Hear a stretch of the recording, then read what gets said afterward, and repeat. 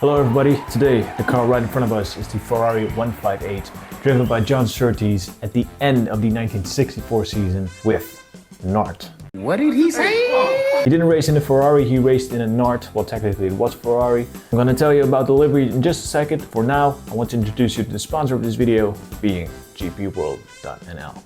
As you may know by now, GPWorld is a store located in the Netherlands, and they have one of the largest collection of GP Replicas cars from stock. Don't live in the Netherlands? Don't worry, they also ship worldwide. So, if you're interested in these vintage Formula 1 cars from the GP Replicas brand, make sure you get them at GPWorld.nl. So thank you, GPWorld, for sponsoring today's video, and let's get straight into the review of this beautiful modelcar.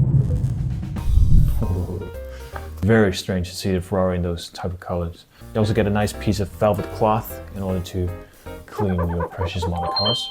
Also comes with a acrylic case, like you've seen a gazillion times before. Nice. Nice. This car actually reminds me of one of my favorite cars of Formula 1, being the Honda RA272, I believe it was, something like that. And this car kind of represents that, doesn't it? A little bit. I feel like I'm a little bit obliged to tell you a little bit more about this livery we have in front of us. Before I want to homologate a car, which was the 250 something. The Autobahn Association, the ACI, didn't approve of that. It actually pisses off Enzo Ferrari so much, he opted to not race under the national color for Italy, being red at the time, but for white and blue, which was the colors representative of the United States at the time. But this car was not Ferrari. This is not a Ferrari car. This is a NART car, which stands for North American Racing Team. They could use the color white and blue because it was an American team.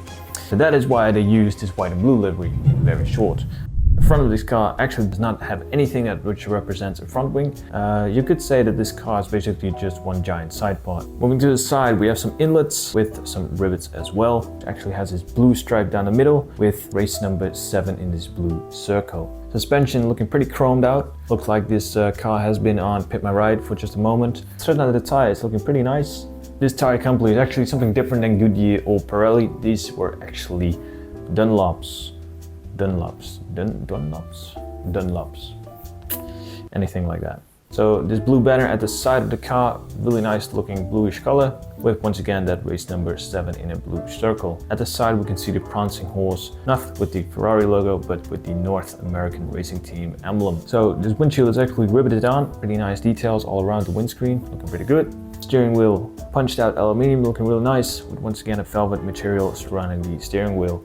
You can see that there's not a whole bunch going on in these cockpits. Mind you, this is the 1960s, so this thing is basically just death on 4 wheels.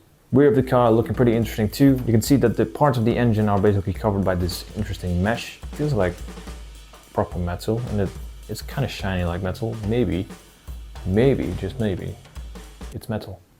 I really like the white on this car. I don't know, there's something about white Formula 1 cars that really attracts me. The rear of the car actually exposes a little bit of that mighty V8 engine Ferrari put in this car.